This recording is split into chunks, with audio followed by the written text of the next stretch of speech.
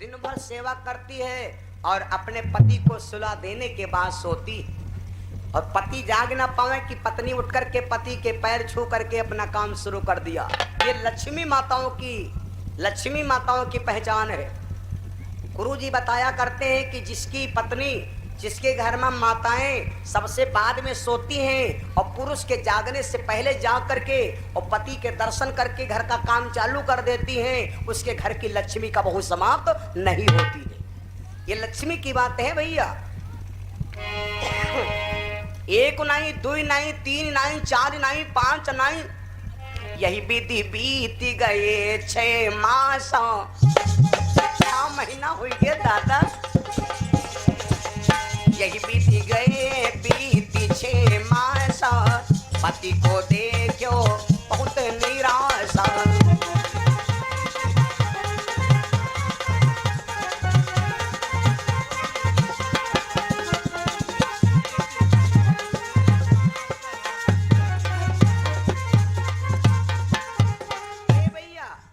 नर्मदा ने 6 महीना अपने पति की सेवा किया, लेकिन 6 महीना में नर्मदा ने देखा कि मेरे पति के चेहरा पर एक भी बार मुस्कुराहट नहीं आई।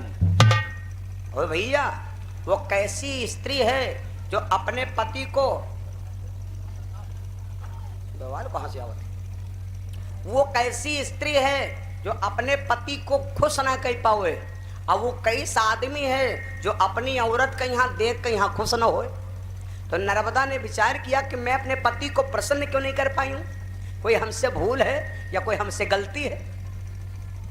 एक दिन नर्मदा अपने पति से हाथ जोड़ के बोली, स्वामी यूं बताओ, तुम्हारी इतनी सेवा करती हूँ और तुम गुस्सा रहते हो, खुश काहे नहीं होते हो। अब दिखाते हैं न सुनाते हैं, न कुछ है न चल पाओ। लेकिन जब इतना कहा तो नर्मदा से कोढ़ी बोला, देवी तुम कहती हो कि खुश नहीं होते हो, हम खुश काहे नहीं हो। तो नर्मदा बोली, काहे खुश नहीं हो। तो कोढ़ी बोला, खुश ही के मारे नहीं हो कि क्योंकि हमारा मन यहाँ है नहीं। तो नर्मदा बोली, फिर मनु कहाँ है। तो कोढ़ी बोला, मनु हमारा एक वैश्या के घर में आई। तो नर्मदा बोली, अपने पति को खुश के, कोई देवी अपने पति को खूब सेवा करते हो। और तो कई औरत पूछे के तुम यूं बताओ हर सही कि तुम मर कहा भैंसा का साखी का है उल्टा करती हो। तब तो आदमी कहा लगा कि हमारा मन यहाँ नहीं है, हमारा मन है महावन पर। तो कोई कह रहा पत्नी अपमान सही, यहाँ कही अच्छा रुको संजक तुम्हारे हम बटाई करब हैं भैया। कोई क्यों नहीं सुनेगी। जब कोढ़ी बोला कि हमारा मन एक वैश्या के घर में रखा है, तो नर्मदा नाराज ना भई।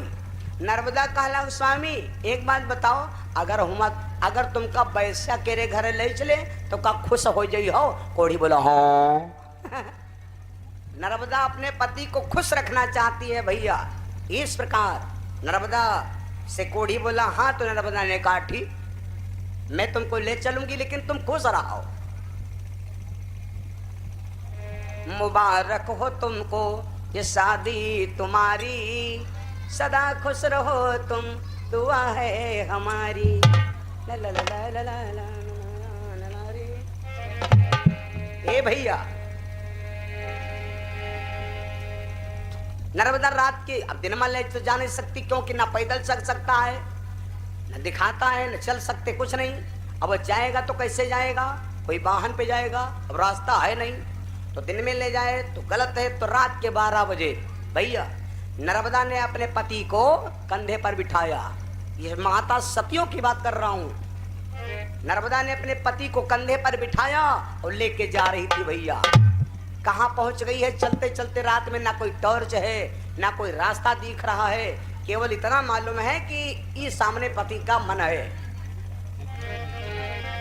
जा रही है भैया कैसे, यक बन नांग्यो दुई बन नांग्यो मेरे भैया,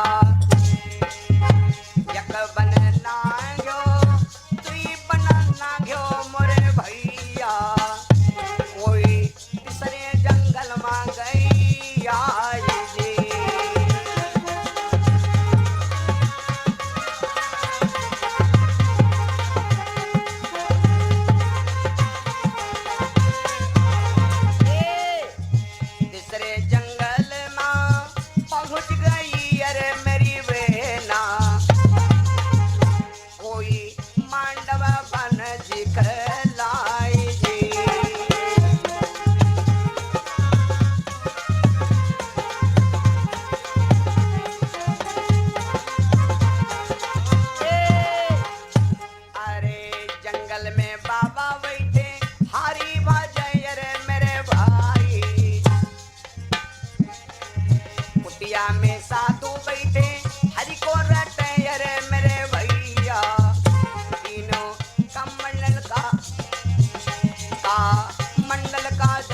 जो फैलाई जी।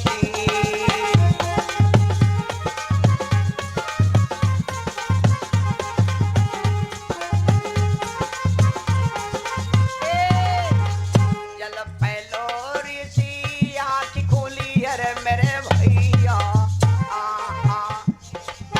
आँख खोली मुनि चौकी पर अरे मेरे भैया, तीनों क्रोधों में श्राप सुनाई जी।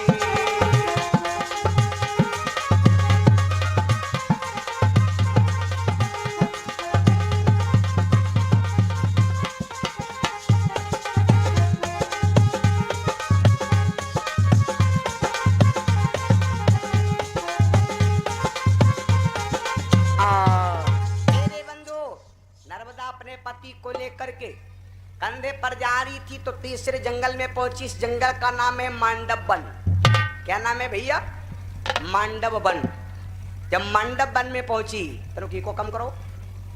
जब मांडव वन में पहुंची भैया, उस जंगल में एक बाबा रहते हैं, बहुत त्यागी महात्मा, बैठे भजन कर रहे हैं भैया।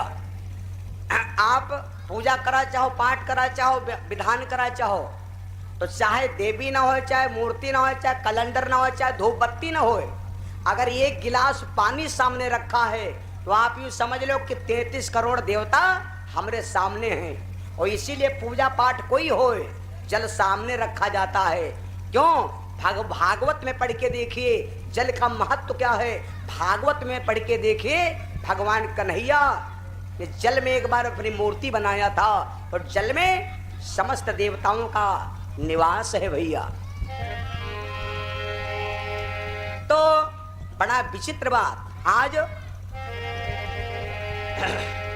बाबा के कमंडल में जल रखा है, पैर छू गया, सारा जल पलट गया। ए भैया, बाबा की आंख खुल गई, देखा कमंडल का जल फैल गया। एक लड़की अपने पति को लिए जा रही है, अपने पति को लिए जा रही है। बाबा का नाम है मांडव ऋषि। बाबा एकदम चिल्लाए उठे, लड़की तू एक अंधे और कोढ़ी के प्रेम में जा रही है, महात्मा के जल को फैला दिया। जा लड़की, हम तेरे को श्राप देते हैं, तू अपने में क्या समझती है? जा लड़की, हम तेरे को श्राप देते हैं, जिस पति के प्यार में तू खुश है और बाबा के ध्यान नहीं दिया, मैंने क्या कर दिया? जा रहुआ, हम तेरे को श्राप दे देनी, कह देनी तो कह देनी, जा तेरा पति सूर निकलते ही मर जाएगा। जैसे इतनी बात सुना तो नर्मदा के सीने में धड़ाम से लगा, वारे बाबा हमसे भूल हो गई, और आप कहते हो कि तेरा पति सूर निकलते ही मर जाएगा। नर्मदा घूम के खड़ी हो गई, महाराज क्षमा कर दो, अनजाने से हुआ है पाप, क्षमा कर दो महाराज, मेरा पति मर जाएगा तो मेरा दुनिया में कोई नहीं रह जाएगा। बाबा ने कहा, जाओ लड़की, मुख से निकली बोली, बंदूक से निकली गोली वापस नहीं होती।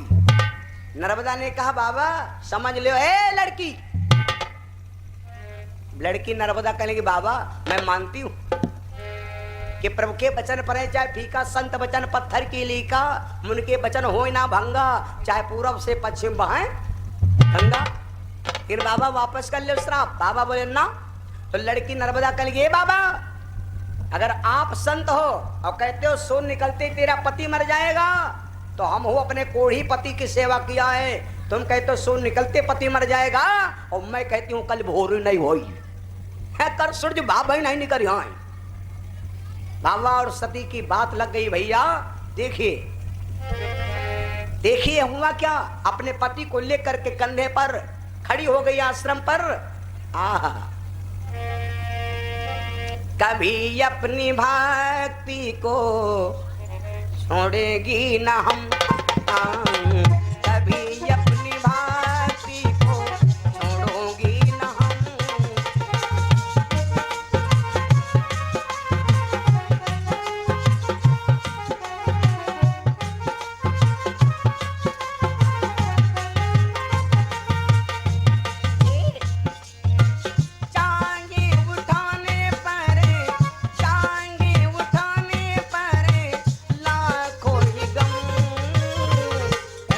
अपनी भक्ति को छोड़ेगी ना हम, कभी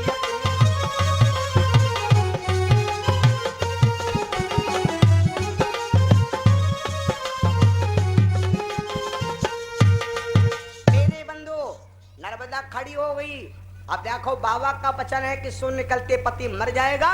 नर्मदा का प्रताप है कि आज बाबा भोरी नहीं हुई। खैर ऐसा ही हुआ, ऐसा ही हुआ भैया। घड़ी तो बता रही है दिन के 10:30, घड़ी बता रही दिन के 10:30। अगर घड़ी की दामात मानो तो लड़का जो रजाई में पहुड़े रहा रजाड़ एक महीना रहा तो निकल निकल बाहर भाग गए, अम्मा भूख लागी अम्मा। और जब बाहर निकला जाए तो वह इतना सब रात तो अम्मा पकड़ पकड़ लड़का रजाई में घुसा रहे, घुसा दो भाई रात है, घुसा रात है अम्मा। ना दाल भात दे दो तो गुड़ रोटी दे दो, अब है गुड़ रोटी खवाई तुमका। ये हाल है भैया। इसका मतलब क्या हुआ कि घड़ी बता रही 10:30 और बाहर निकलो 12:30 बजे। वारे सती माताओं तुम्हारा उसमें गिनती है। करके वारे नर्मदा करके पति की सेवा नर्मदा राम जी कोढ़ी के शरीर से वो शक्ति प्राप्त कर लिया। करके पति की लड़की तू इस धाम के अधिकार नहीं, तू इस धाम के लायक नहीं, क्योंकि मैं देख रहा हूं कि तू अभी कुंवारी है। और जब तक लड़की पति की सेवा नहीं करती तब तक परम धाम को प्राप्त नहीं होती, तब तक इस धाम की अधिकार नहीं होती है। नर्मदा ने कहा धर्मराज महाराज एक बात बताओ, जिस पति के साथ मेरी शादी तय होती है वो मेरा पति मर जाता है तो मैं किसकी सेवा करूं, कैसी सेवा करूं, क्या करूं? भैया बहनों, जैसे इतनी बात धर्मराज ने देखा, इसीलिए कहते हैं कि भैया